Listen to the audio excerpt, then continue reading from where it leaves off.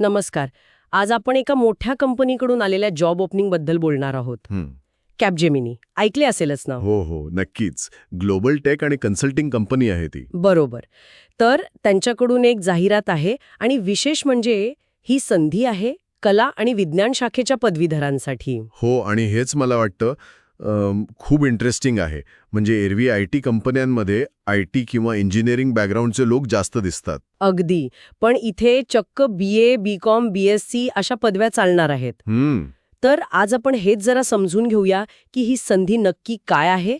चेन्नईमध्ये ऑफिसमधून काम करायचंय. ओके, म्हणजे वर्क फ्रॉम ऑफिस आहे. चेन्नई लोकेशन. हो.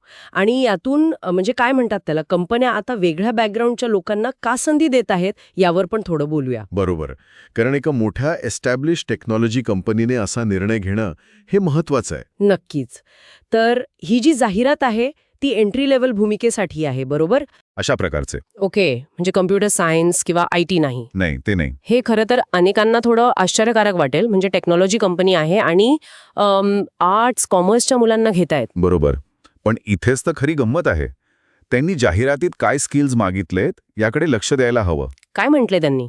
त्यांनी स्पष्ट लिहिलंय की कम्युनिकेशन स्किल्स म्हणजे संवाद कौशल्ये उत्तम हवीत, आणि इंटरपर्सनल स्किल्स म्हणजे लोकांशी कसं वागायचं, टीममध्ये कसं काम करायचं हे महत्वाचं आहे. ओके. आणि अजून एक म्हणजे शिकण्याची इच्छा आणि कॉर्पोरेट वातावरणात जुळवून घेण्याची तयारी. अच्छा, म्हणजे फोकस टेक्निकल स्किल्सपेक्षा सॉफ्ट स्किल्स आणि ॲटिट्यूडवर जास्त दिसतोय. अगदी तसंच दिसतंय. पण मग प्रश्न पडतो की काम काय असेल नक्की? म्हणजे ठीक आहे, सॉफ्ट स्किल्स महत्वाचे आहेत, पण रोजच्या कामात काय वापर असेल या स्किल्सचा? हा चांगला प्रश्न आहे. बघ, अनेकदा अशा रोलमध्ये थेट कोडिंग किंवा डेव्हलपमेंट नसतं. कदाचित क्लायंट इंटरॅक्शन असेल किंवा टीम कोऑर्डिनेशन म्हणजे समन्वय साधणं, ओके, डॉक्युमेंटेशन तयार करणं, बिझनेस प्रोसेस समजून घेणं, प्रोजेक्ट मॅनेजमेंटमध्ये सपोर्ट करणं, अशा प्रकारची कामं असू शकतात. अच्छा. आणि या सगळ्या कामांसाठी कम्युनिकेशन, लोकांना समजून घेणं, नवीन गोष्टी पटकन शिकणं हे जास्त महत्वाचं ठरतं. बरोबर. म्हणजे टेक्निकल ट्रेनिंग कदाचित कंपनी नंतर देऊ शकते. हो, नक्कीच. स्पेसिफिक स्किल्स किंवा टूल्सचं ट्रेनिंग दिलं जाऊ शकतं, पण बेसिक ॲटिट्यूड आणि सॉफ्ट स्किल्स हे जास्त महत्वाचे ठरतात इथे. याचा अर्थ कंपन्या आता व्हरायटी शोधतायत. म्हणजे फक्त एकाच प्रकारचं शिक्षण नाही, तर वेगवेगळे दृष्टिकोन आणि चांगली कम्युनिकेशन स्किल्स असलेले लोक हवेत. हो, तसंच दिसतंय. ही एक चांगली गोष्ट आहे खरं तर. नक्कीच.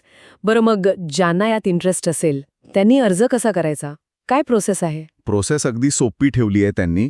फक्त आपला अपडेटेड रेझ्युमे म्हणजे CV ईमेल करायचा आहे. Email ID? हो, ईमेल ID आहे tamilselvi.s@capgemini.com. मी स्पेलिंग सांगतो का? tamilselvi.s@capgemini.com. ओके. आणि सगळ्यात महत्त्वाचं म्हणजे ईमेलच्या सब्जेक्ट लाईनमध्ये म्हणजे विषय रकान्यात फ्रेशर हायरिंग 2025 चेन्नई असं कंपल्सरी लिहायचं आहे. अच्छा. हे महत्वाचे नाही तर अर्ज कुठेतरी हरवून जाईल. बरोबर. म्हणजे फिल्टर करायला त्यांना सोपं जाईल. ठीक आहे. तर आपण महत्वाचे मुद्दे पुन्हा एकदा पटकन सांगूया का? हो, चालेल. कॅपजेमिनी चेन्नई लोकेशन, ऑफिसमधून काम करायचंय, एंट्री लेव्हल जॉब आहे. 2023, 2024 किंवा 2025 मध्ये पास आउट होणारे BA, BCom, BBA किंवा BSc नॉन IT पदवीधर अर्ज करू शकतात. बरं, पाठवायचं आहे. सब्जेक्ट लाईन विसरायची नाही. Fresher hiring 2025 Chennai. परफेक्ट. आता हे सगळं ऐकल्यावर एक शेवटचा विचार येतो मनात. हां, बोल ना. म्हणजे बघ, कॅपजेमिनी सारखी मोठी टेक कंपनी जी हा असा निर्णय घेते, तेव्हा याचा अर्थ काय घ्यायचा? म्हणजे आजच्या कॉर्पोरेट जगात नक्की कोणत्या स्किल्सना महत्त्व येते? बरोबर आहे. फक्त टेक्निकल नॉलेज पुरेसं नाहीये का, की कंपन्या आता त्या पलीकडे जाऊन काहीतरी वेगळं शोधतायत उमेदवारांमध्ये? हां, खूप महत्वाचा मुद्दा आहे.